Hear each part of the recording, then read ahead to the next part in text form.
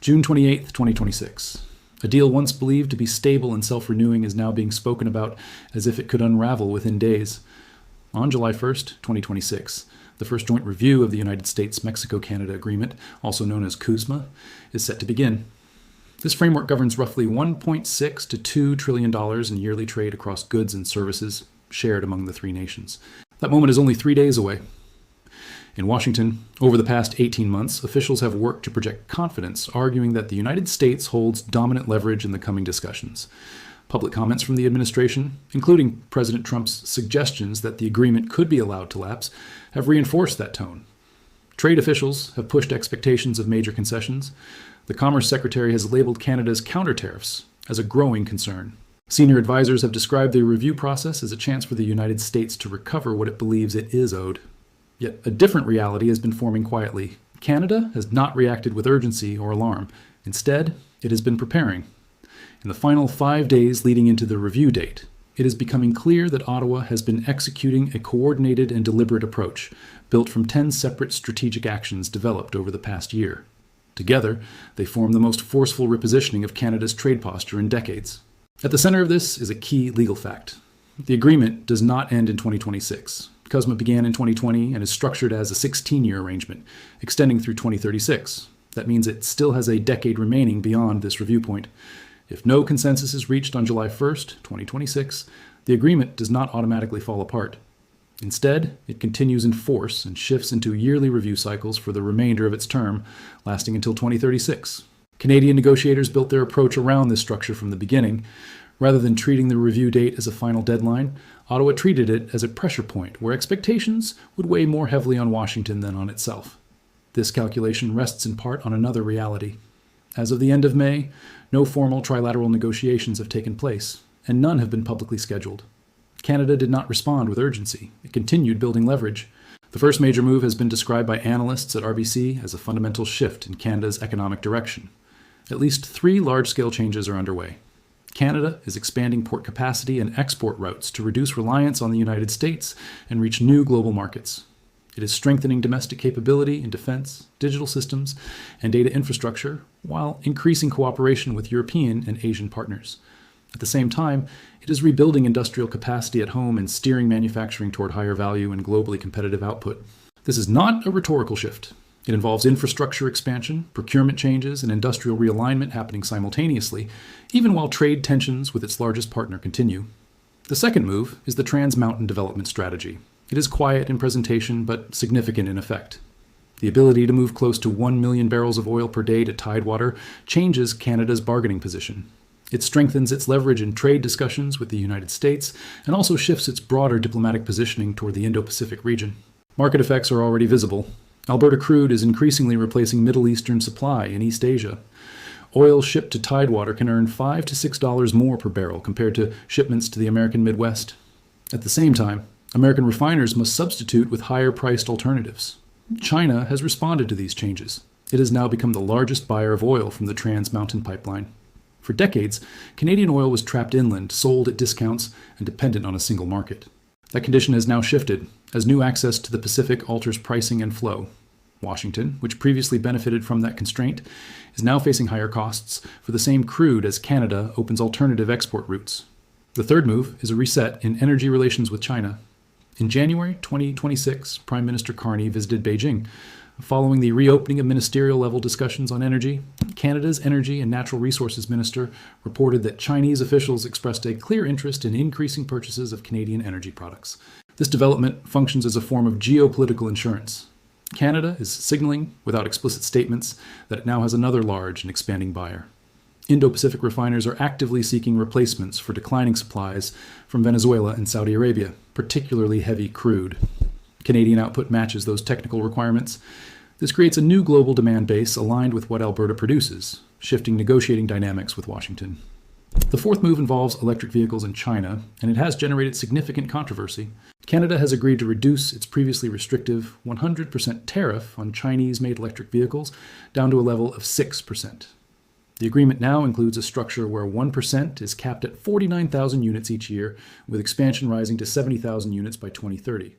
In return, China agrees to cut tariffs on Canadian canola seed from levels close to 84% down to 15%. The reaction in the United States is immediate and intense. The Trump administration expresses strong frustration and references Article 30, 2.10I of Cusma. This provision allows withdrawal if Canada enters a free trade agreement with a non-market economy. However, Canada's Prime Minister has already acted to prevent that outcome. Carney makes a clear declaration that Canada is not pursuing a full free trade agreement with China. This removes the trigger condition and limits the risk of the United States escalating non-Cusma tariffs on Canadian exports. The structure of the exchange is carefully calibrated. It signals that Canada maintains alternative trade options, but does not provide Washington with a legal justification for escalation. The underlying message of the canola for EV arrangement is direct. Canada retains the right to trade with any partner it chooses, and that reality must be reflected in negotiations. Move 5 focuses on critical minerals treated by Canada as a strategic instrument of long-term leverage. Minister Hodgson emphasizes that critical minerals are central to national sovereignty and allied security. He states that in trade negotiations, these resources function as leverage. The key element of this strategy is what Canada does not do. It does not finalize a separate minerals cooperation agreement with the United States. Instead, it keeps the issue embedded within the upcoming Cusma review process. The United States requires Canadian lithium, cobalt, nickel, and tungsten. Demand is urgent. Washington has launched Project Vault and the Forum on Resource Geostrategic Engagement, reflecting concern over China's dominance in mineral refining and the need for allied supply chains. Canada chooses not to release this leverage early. It holds these resources as part of the broader negotiation framework. Barry Appleton, a Canadian-American lawyer, argues that Canada should strengthen its position as a key supplier of strategic materials in talks with the Trump administration. Ottawa incorporates this perspective into its approach. Move 6 is the Carney Global Outreach Campaign, described as the most extensive international engagement effort by a Canadian Prime Minister to date. Since taking office, the Prime Minister has spent 68 days outside Canada, approximately 20% of his first year, visiting 26 countries. This includes memoranda with Japan covering energy, food security, climate cooperation, and Arctic collaboration. It also includes a comprehensive strategic partnership signed in Tokyo. An economic agreement with Indonesia is also part of this network. Once ratified, it is expected to reduce or remove 95% of tariffs on Canadian exports. At the same time, discussions continue regarding expansion within CPTPP frameworks. If Europe and CPTPP systems move closer together, the result could be one of the most influential trade networks globally, representing a large share of world GDP. Canada positions itself centrally within this structure. No other country maintains trade agreements across so many major blocs simultaneously. Canada's network includes Cusma, CCTA, CPTP, the Canada-Korea Agreement, and the newly signed Canada-Indonesia Framework. This structure is not accidental. It functions as a long-term economic insurance system reaching maturity at a critical moment. Move 7 centers on defense spending expansion, which serves both domestic and international objectives. Canada's increased defense investment strengthens its standing with NATO allies who have long pressed for higher commitments. It also addresses recurring demands from the Trump administration. In March 2026, Canada surpasses the NATO benchmark of 2% of GDP defense spending for the first time since the late Cold War, nearly 10 years ahead of the earlier target of 2032. This timing aligns with the release of Canada's Defence Industrial Strategy in February 2026. The plan marks a major shift in rebuilding the armed forces and the industrial base that supports them. Looking ahead to 2035, projections include $180 billion in defense procurement, $290 billion in defense-related infrastructure investment, and $125 billion in downstream economic activity. Canada's position in negotiations becomes more explicit. When pressure increases from Washington regarding allied spending, Ottawa can now point to measurable commitments. These commitments also carry a strategic implication. Canada signals that sustained defense production depends on stable North American trade conditions, reinforcing interdependence in critical materials such as tungsten used in military systems. Move 8 is the Building Canada Act, a less visible but highly consequential policy shift. Through this legislation, federal authorities work with provincial governments to accelerate extraction and logistics systems aimed at expanding exports to Asian and European markets. The objective is to compress development timelines that previously took decades into a much shorter period. This includes fast-tracked approvals for mines, pipelines, ports, rail systems, and nuclear facilities. The goal is to convert Canada's resource base into tangible export capacity, supported by physical infrastructure and shipping routes. By spring of 2027, the government aims for at least 5 to 10 major projects to reach final investment decisions or begin construction. The broader message is implied rather than stated directly. but it reinforces Canada's capacity to turn long-term plans into active global supply flows. Do you like this personality? We're not building this capacity for you. We are building it for everyone. You can be first in line, or you can watch as other buyers fill the queue. Move 9 is described as a calibrated tariff strategy, a precise exercise in controlled de-escalation. Canada responded to American measures with retaliatory tariffs applied in 3 separate waves. Later, it removed most of those tariffs, not as a retreat, but as part of a calculated approach. It lifted all tariffs on United States goods that fall under the Canada-United States-Mexico Agreement. Carney pointed to a discussion with Trump, stating that he received assurances from the U.S. president that removing tariffs on Cusma-compliant imports would lead to more intensive talks aimed at resolving trade issues in strategic sectors. At the same time, Canada kept tariffs in place on steel, aluminum, and automobiles. These remain the sectors where American Section 232 tariffs are still active, while all other categories were opened. This was not a broad concession, it was selective adjustment. By July of the previous year, approximately 85% of Canadian exports were compliant with Cusma rules. This meant most exports were already benefiting from more favorable treatment compared to other countries. Canada's strategy was to maximize compliance during ongoing trade tensions. This allowed it to present itself as a cooperative partner in negotiations, while still maintaining leverage.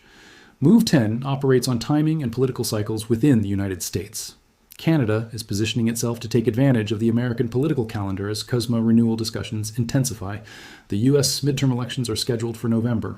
Republicans face the risk of losing congressional control, especially if public concern about Trump's economic policies and their impact on living costs continues to grow. Public sentiment has already shifted.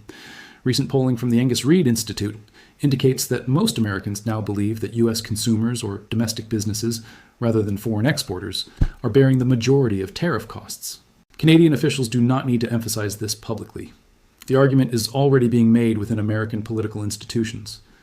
A Democratic congressman from Rochester, New York, stated during a congressional hearing that companies find it cheaper to expand manufacturing in Berlin than in the United States because of Canadian import tariffs. That statement, coming from within the United States, reinforces Canada's position without direct involvement. As the July 1st deadline approaches, the outcome is unlikely to be a clean resolution. A more likely scenario is a sustained environment of elevated trade friction, rather than a return to earlier stability. Canada's position in this environment is fundamentally different from 18 months ago. It now has access to new energy markets. It has secured additional trade agreements. It has expanded defense commitments that satisfy allies and address criticism. It has retained control over critical mineral resources. It has a prime minister who has engaged with 26 countries and maintains multiple diplomatic channels for alternative engagement. The most severe outcome is no longer the expiration of the agreement in July. Instead, it is a prolonged cycle of annual reviews that continues to be used as leverage. Canada has prepared for precisely that outcome. Nearly all Canadian exports remain compliant with Cusma, helping preserve overall competitiveness. Even under an extended review cycle, described by some analysts as a prolonged or unstable Cusma environment, Canada has structured its economy for diversification and resilience. The contrast is sharp. The United States attempted to use the Cusma review as leverage. It signaled possible termination. It demanded concessions before formal negotiations began. It criticized Canadian retaliatory actions. At the same time, Canada expanded Pacific trade routes, secured energy agreements with Beijing, met NATO defense spending benchmarks, finalized defense industrial planning, accelerated resource development, engaged in global diplomacy across 26 countries, and consolidated critical minerals into a unified negotiating position. Trump was a strong supporter of Cusma when it was signed during his first term, calling it the largest, fairest, most balanced, and most modern trade agreement ever reached. He stated that nothing like it had existed before. Now, he describes it differently, suggesting uncertainty about its continuation and even the possibility of immediate expiration. This may be part of a negotiation strategy designed to create uncertainty. But the counterpart is no longer uncertain. Canada understands its leverage, its alternatives, and its positioning. 5 days before a review that was never an expiration point, it has already reshaped its negotiating posture more than at any point since NAFTA ended. The central question heading into July 1st is not whether Canada can withstand the review. The real question is whether Washington has realized that the country it has spent 2 years pressuring has become significantly more resistant to pressure than at any point in recent history. Please leave your thoughts about this content in the comments below. Thanks for watching. See you in the next one.